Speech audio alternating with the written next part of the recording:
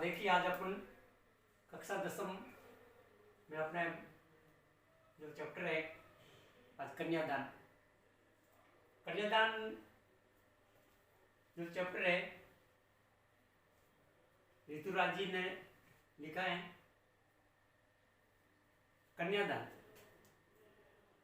कन्यादान में बताएं कि माँ अपनी बेटी को विदा करते समय वो सीख देती है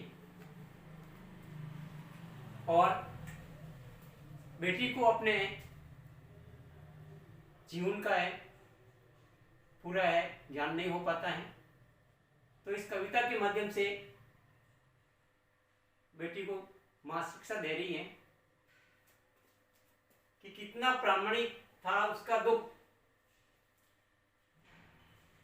माँ अपने बेटी को विदा देते समय बहुत दुखी होती है। जो उनका दुख वास्तविक था, सच्चा था, जो लड़की को दान में देते वक्त, कन्यादान देते वक्त माँ बहुत ही दुखी होती हैं। कई वर्षों तक उन्हें पाला पोसा, बड़ा किया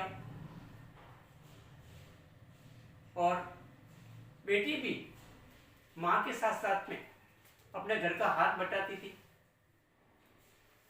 उनका पूरा सहयोग करती थी। विदाई के समय माँ दुखी होती हैं और क्या कहती हैं, जैसे वही उसकी अंतिम पूंजी हो।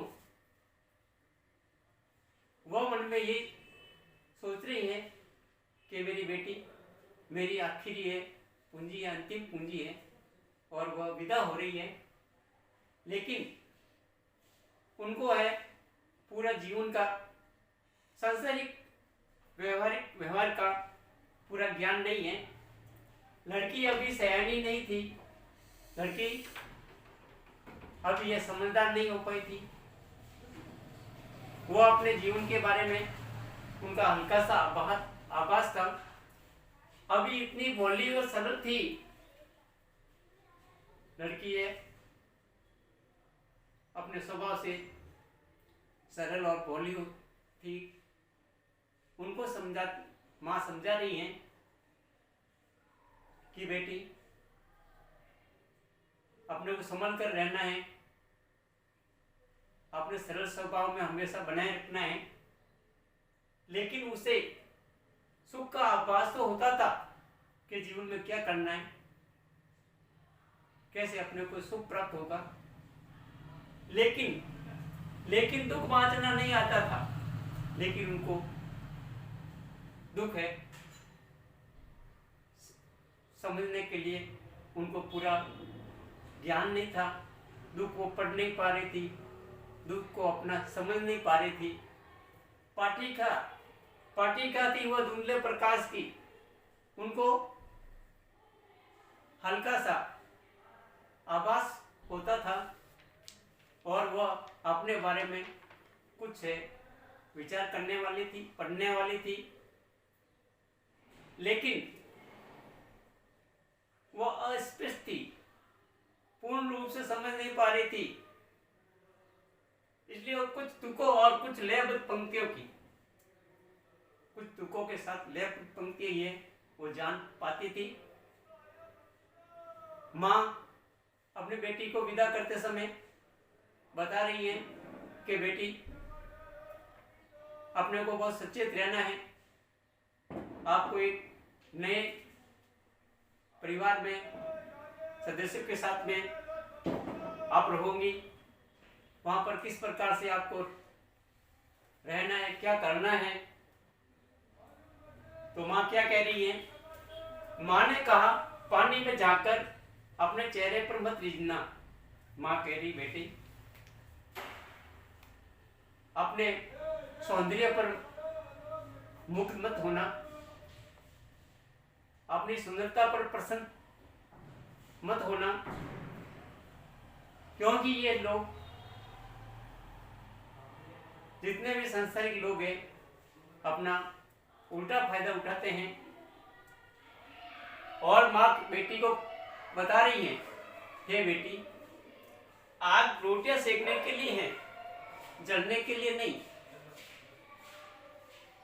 आग का सदुपयोग करने के लिए बता रही हैं कि आग रोटियां सेकने के लिए उपयोग में ली जाती हैं, उनका दुरुपयोग नहीं किया जाता है।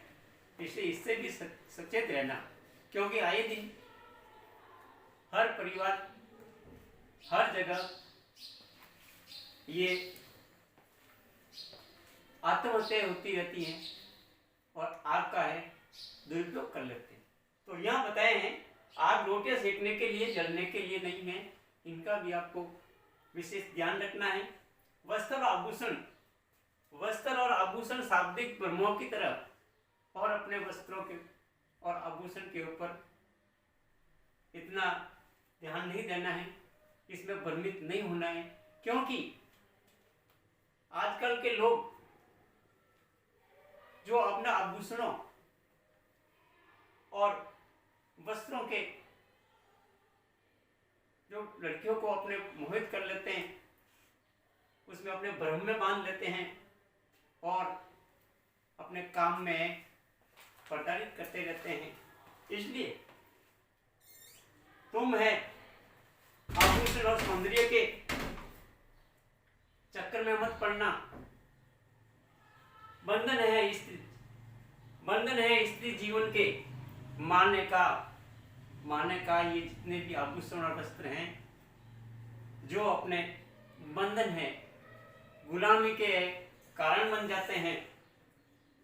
मानने का लड़की होना कि तुम बड़े समझदार होना, सरल स्वभाव में रहना, अपने काम काज में आगे बढ़ते रहना, पर लड़की जैसी दिखाई मत देना।